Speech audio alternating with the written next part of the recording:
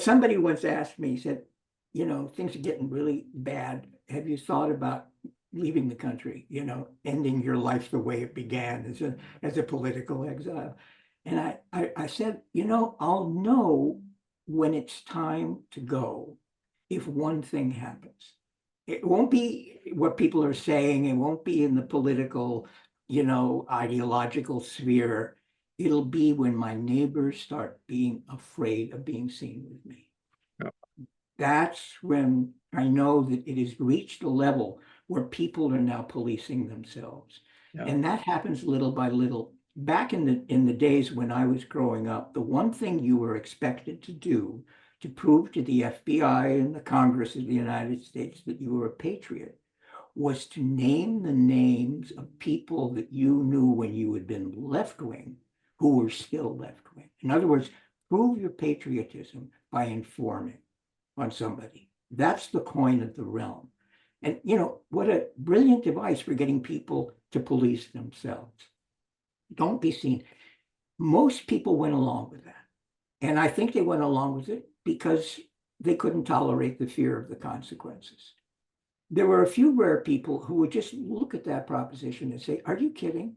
I can't betray my friends. I couldn't live with myself if I did that. So in a way, it's pretty easy for me to say to you, no matter what the consequences, I'm not going along with that. I'm not going to name names.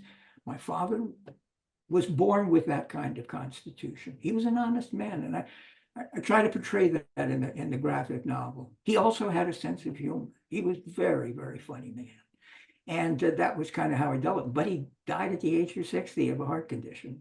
So, what he internalized from that, I don't know. But it's when people decide that what they're really afraid of is not this enemy they've been told is out to kill them, but their own government. And they say, if I don't toe the line, I'm going to be disappeared.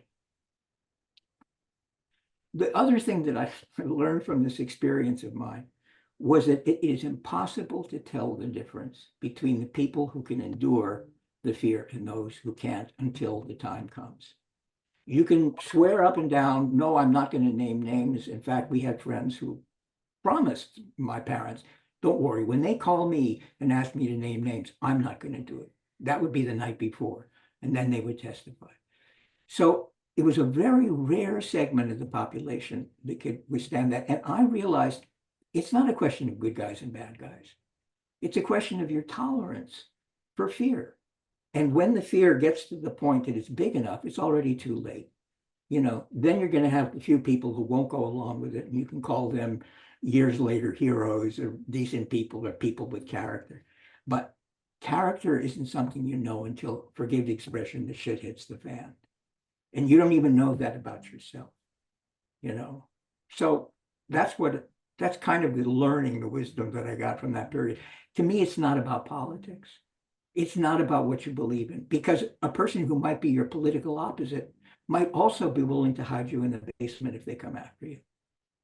And you won't know that until the time comes. What's character? It's a mystery. Maybe you're born a certain way. I don't know if you can learn that in school.